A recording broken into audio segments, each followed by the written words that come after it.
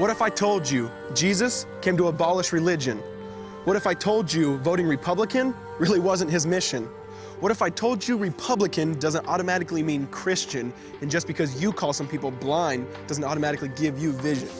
I mean, if religion is so great, why has it started so many wars? Why does it build huge churches but fails to feed the poor? Tell single moms God doesn't love them if they've ever had a divorce, but in the Old Testament, God actually calls religious people whores. Religion might preach grace, but another thing they practice. Tend to ridicule God's people. They did it to John the Baptist. They can't fix their problems, and so they just mask it, not realizing religion's like spraying perfume on a casket. See, the problem with religion is it never gets to the core.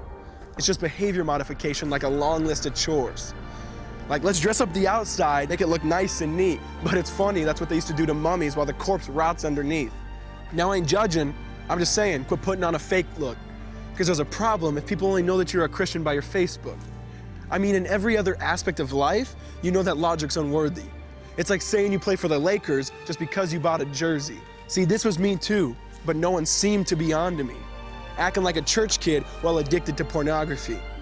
See, on Sunday I'd go to church, but Saturday getting faded, acting if I was simply created to just have sex and get wasted. See, I spent my whole life building this facade of neatness, but now that I know Jesus, I boast in my weakness.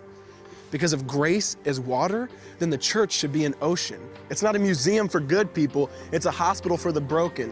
Which means I don't have to hide my failure, I don't have to hide my sin. Because it doesn't depend on me, it depends on Him. See, because when I was God's enemy, and certainly not a fan, He looked down and said, I want that man. Which is why Jesus hated religion, and for it He called them fools. Don't you see so much better than just following some rules? Now let me clarify. I love the church, I love the Bible, and yes, I believe in sin.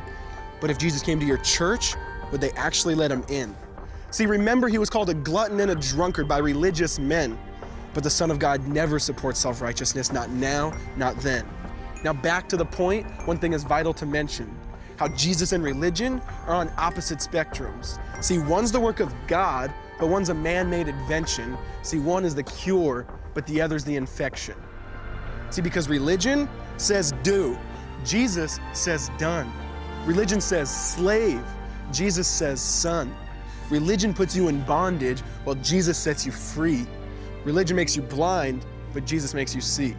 And that's why religion and Jesus are two different clans.